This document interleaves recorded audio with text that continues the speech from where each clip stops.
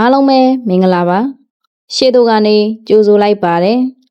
ဒီနေ့တင်ဆက်ပေးမှာကတော့ဆရာခက်စောရေးသားထားတဲ့ The Rebels of Anya 1920s ရဲ့အခန်း21ဖြစ်ပါတယ်ဗီဒီယိုလေးစလိုက်ကြအောင် The Rebels of Anya 1920s အခန်း21ဘိုးစံဖက်၏အားအကိုးရဆုံးလူများဖြစ်သည်ကံကြီးမောင်နှင့်မောင်နီထောက်ပိုများဖြစ်သည့်ငအောတို့အားဖမ်းဆီးရမိခဲ့သဖြင့်ပလိတ်တက်ဖွဲ့မှပိုမိုစိတ်သက်တက်ကြွနေကြသည်တမိုင်းမညိုးပါအောင်တိုင်းကျိုးတစ်ခါဆောင်တဲ့ပါဝါရောင်တို့ကလေးတမင်မကြီးပေဘူးမကွာအောင်ကိုအထင်ကြီးပေရဲ့တင်စည်းပုံဤအခါမတော့ထဲထဲဝါဝါငဆန်ဖဲကိုဖြင့်ဒီစီယာတွေအမှန်မကျဲတဲ့အပြင်ရန်ဆဲကပျောက်ကွယ်သွားစေဖို့အတန်တန်လွဲတာမှာအောက်ငယ်သားပေပတစိမ့်ရဆရာတွေဟာအိတ်ကြတာမများပါနဲ့တလောတခါတော့ဝနာမှာသွားပါလို့တအားထကြွ၍အရန်တော်စူရာမကြမ်းအောင်ပါသူရဲ့ကောင်းကြီးတို့ရဲ့ဓမြဖမ်းတော်မူပါဖေယားဆရာကြီးသခင်ကိုတော်မိုင်းရလဲဗန္ဓုလာဂျာနယ်မှနေ၍စံဖဲအားဖတ်မမိနိုင်သော TDM KSM TBS ဘွယ်ထူရထားသောပလိတ်အရာရှိများကိုတယောသည့်လေးကြိုးကြီးရေးသားလိုက်သည်ပလိတ်များကလည်းကံကြီးမောင်နီနှင့်ငအောတို့ထမ်းမှစစ်ကြောချက်များအရာရောဘိုးစံဖဲ၏ဒိုင်ယာဤပါစာများအရာဘိုးစံဖဲနှင့်ပတ်သက်သူများကိုရှာဖွေဖမ်းဆီးကြ၏ဘိုးစံဖဲ၏ရှောင်းတိန်မြတောစကန်များတို့လည်းစစ်ပလိတ်တက်ကတောနှင့်ငါရှာဖွေနေကြသည်ရာသီဥတုမှာလည်းမိုးသိထန်သည့်ရာသီဖြစ်သဖြင့်ဘိုးစံဖဲတို့မှာတောထဲတောင်ထဲ၌၆တွေ့နေထိုင်ရသည်မရှိအမြဲတစေဆိုးစွာနေရသည်စခန်းသိမ့်ပိုက်ခံရပြီးကတည်းကရခင်လိုရွက်ထဲထဲများလည်းမရှိတော့ဝယုံတော်များထဲတွင်ဖြစ်သလိုနေကြရ၏ဩဂုတ်လ19ရက်နေ့စုံတော်ဦးတန့်၏အမိန့်အရအောင်မင်းသားရွာမှဖိုးဝေနှင့်ငဆိုင်ကိုစစ်ပလိတ်အဖွဲ့ကကာစီမြို့သို့ဖမ်းဆီးခေါ်ဆောင်လာခဲ့သည်ဖိုးဝေသည်မောင်နီငယ်တငယ်ချင်းဖြစ်ပြီးဘိုးစံဖဲအဖွဲ့သို့ထမင်းတုပ်ပို့နေသူဖြစ်သည်ငဆိုင်မှာထမင်းတုပ်များအတွက်ထမင်းဟင်းဒိုင်ငံချက်ပေးသူပင်ရာဇဝတ်အုပ်များအင်စပက်တာများကတာစီကတ်ထဲတွင်ချုပ်ထားသောဖိုးဝေနှင့်ငဆိုင်တို့ကိုတညာလုံးနီးပါရိုက်နှက်စစ်ဆေးကြ၏မောင်နီကံကြီးမောင်ငအောတို့ကိုမူ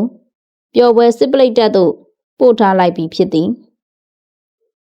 3ရက်မြောက်နေ့တွင်ဖိုးဝေနှင့်ငဆိုင်မှာဒဏ်ရာများနှင့်အချုပ်ခန်းထဲတွင်အိပ်ပျော်နေကြသည်ဖျောက်နေ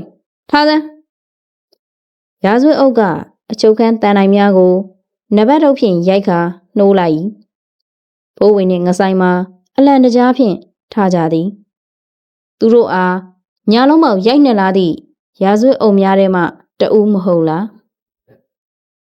ဖျောက်နေထွက်ချုပ်ခန်းတကားကိုပလိတ်တဦးကလာဖွင့်ပေးသည်ဖိုးဝေနှင့်ငဆိုင်မှာစိတ်ပြက်လက်ပြက်ဖြင့်အချုပ်ခန်းပြင်သို့ခေါင်းငုံထွက်လိုက်၏မင်းတို့လွတ်ပြီဗျာဒါစုံတော်မင်းဥတန့်နဲ့သူကူညီပေးလို့မင်းတို့လွတ်တာဖိုးဝေနှင့်ငဆိုင်မှာဥတန့်အားလက်အုပ်ချီကထိုင်ကြောကြသည်နေကြပါငါတို့ဥတန့်ကသူတို့နှစ်ဦးအားတွဲထူလိုက်၏မင်းတို့ရွာပြန်ကြမှာမဟုတ်လားဟုတ်ကဲ့မင်းတို့ရွာအထိဦးကားနဲ့လိုက်ပို့ပါမယ်ခမရနဲ့မင်းတို့အချုပ်ထဲမှာကောင်းကောင်းလဲစားရမယ်မထင်ဘူးမင်းတို့စားဖို့တောက်ဖို့လဲဦးကစီစဉ်ထားပါတယ်လာကြ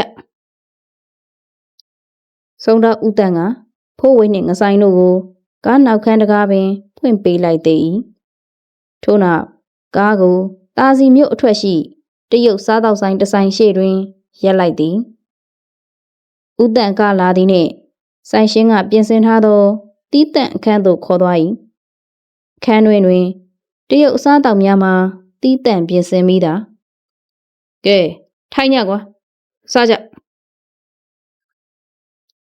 ဦးတန်ကမူဘီယာတစ်လုံးမှားကတောက်နေ၏ဘိုးဆန်ဖဲနဲ့မင်းတို့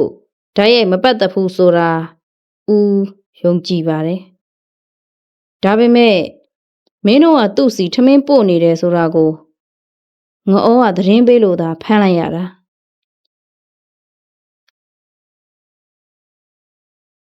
ဦးတန်စကားကြောင့်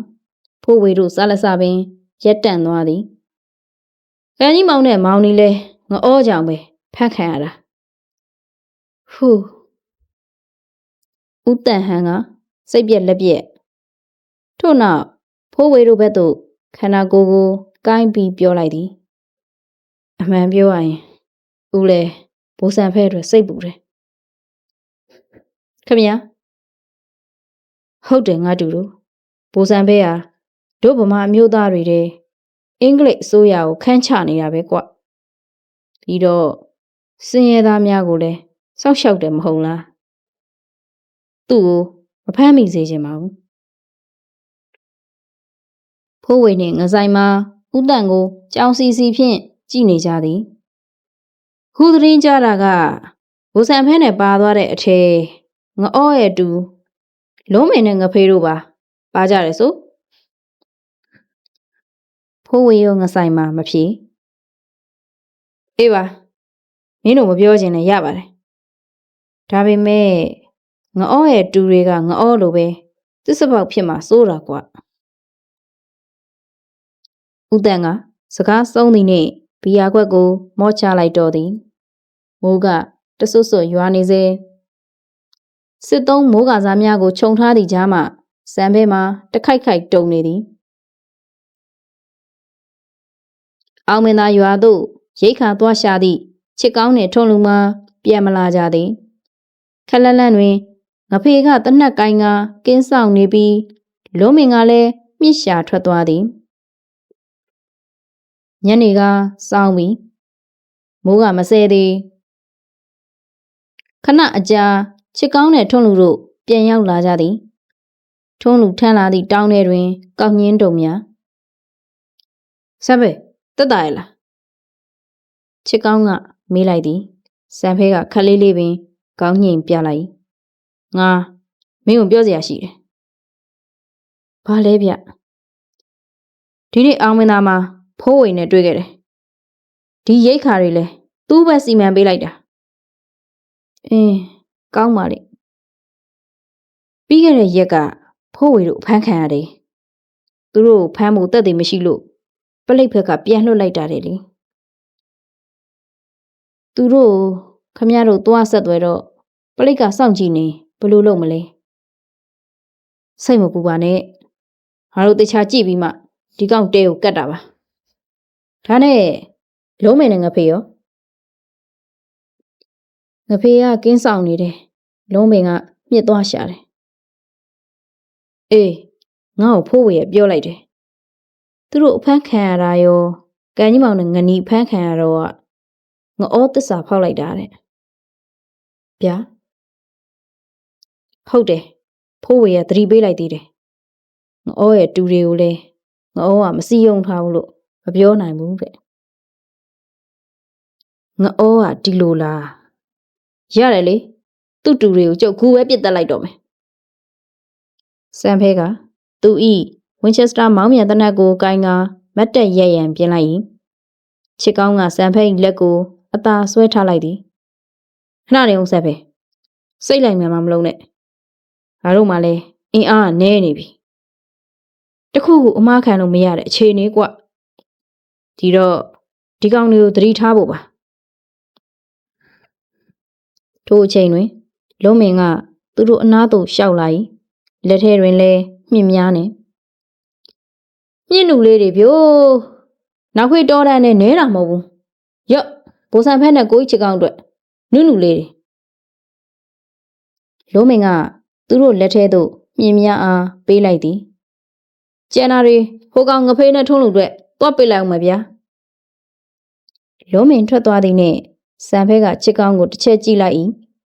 ချစ်ကောင်းကမြင့်များကိုအနောက်ဘက်တောထဲသို့လွှင့်ပစ်လိုက်သည်စံဖဲလည်းချစ်ကောင်းကဲ့သို့ပင်လွှတ်ပစ်လိုက်၏ပတ်ဝန်းကျင်တစ်ခုလုံးမှောင်မဲနေသည်ဝယုံတော်ကလေးတဲ့ဆွတ်ဆုံနေသောမြေကြီးပေါ်တွင်မိုးကာစကိုခင်းကအိတ်နေသောပူစံဖဲအမောင်ရိပ်နှစ်ခုကပူစံဖဲအနီးသို့တိုးကပ်လာနေသည်ပူစံဖဲမှာချွတ်နှင်းတန်ကြောင့်နိုးနေတော့လဲရုတ်တရက်လှုပ်ဝင်ရပလိတ်တွေလားအနီးကပ်လာသည်နှင့်အရေးများမှာပြည်ပြင်းလာသည်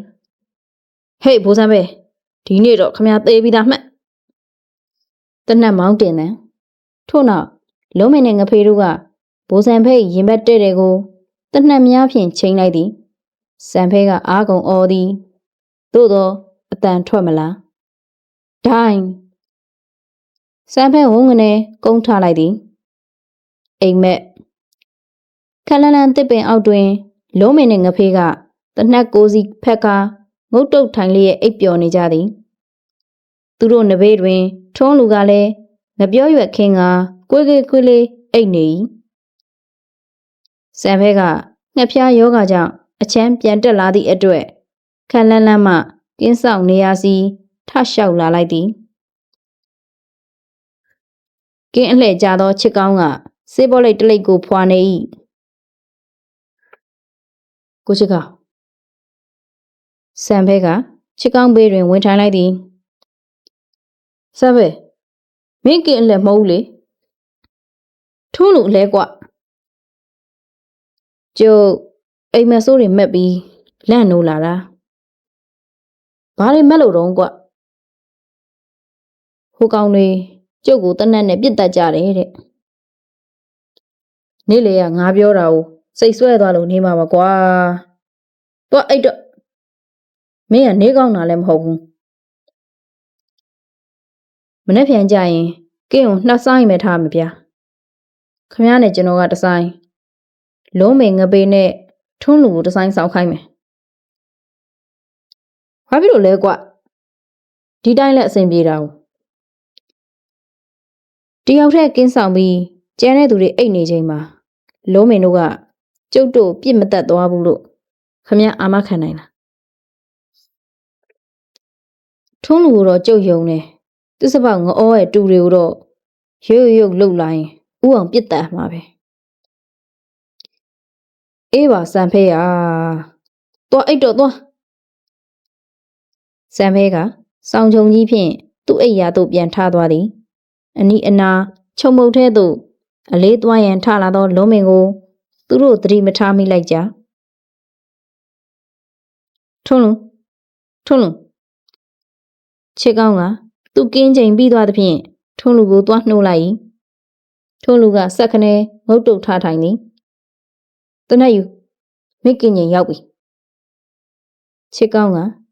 သူ့လက်ထက်မှအိတ်ဆောင်နိုင်လေးကိုထွန်းလူထံပေးလိုက်သည်ထွန်းလူကမျက်စိပုတ်ကတနတ်ကိုကင်လျက်ကင်းကြရာသို့ထွက်ခွာသွား၏ချစ်ကောင်းကစံဖဲဘေးနာတွင်ဝင်လှဲလိုက်သည်စံဖဲကအဖျားတက်နေသဖြင့်ပြန်လဲအိမ်မောကျသွားလိမ့်ပြီချစ်ကောင်းလည်းမျက်လုံးမှိတ်လိုက်သည်နှင့်မှိတ်ကနေဖြစ်သွား၏ငဖေခက်တိုးတိုးလေးတန်းကြောင့်ငဖေကမျက်လုံးပွင့်လာသည်လုံးမင်ကငဖေအားအတန်မထွက်ရန်နှက်ခမ်းအားလက်ညှိုးနှင့်ကပ်ပြ၏ဘာလဲလုံးမင်ငါတို့ပူစံဖဲတတ်တော့မယ်ဘာခုနငါအလေးသွားရင်သူနဲ့ကိုချစ်ကောင်းပြောနေတာကြားတယ်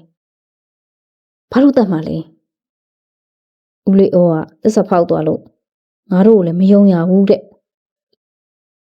ဒါဆိုဘယ်နဲ့လောက်ကြသူ့ကိုအရင်တက်ပြီးငါတို့ပြေးကြမယ်ကွာတက်စီရလိုလို့လားမင်းဘိုးစံဖဲအကြောင်းတီးသားပဲတကယ်လို့ तू မသိရင်ငါတို့လိုက်တတ်မှာပေါ့ကွအဖေမလုံးမင်စကားကြောင့်အလန့်တကြားဖြစ်သွားသည်မင်းငါနောက်ကနေပြီးအตาလေးစောင့်ပြီးဟိုကောင်ထွန်းလူကိုကြည့်ထားပဲဘိုးစံဖဲရောကိုချစ်ကောင်းပါငါရှင်းမယ် လုံးမင်ကတနက်ကိုအတန်မထွက်အောင်မောင်းတင်လိုက်သည်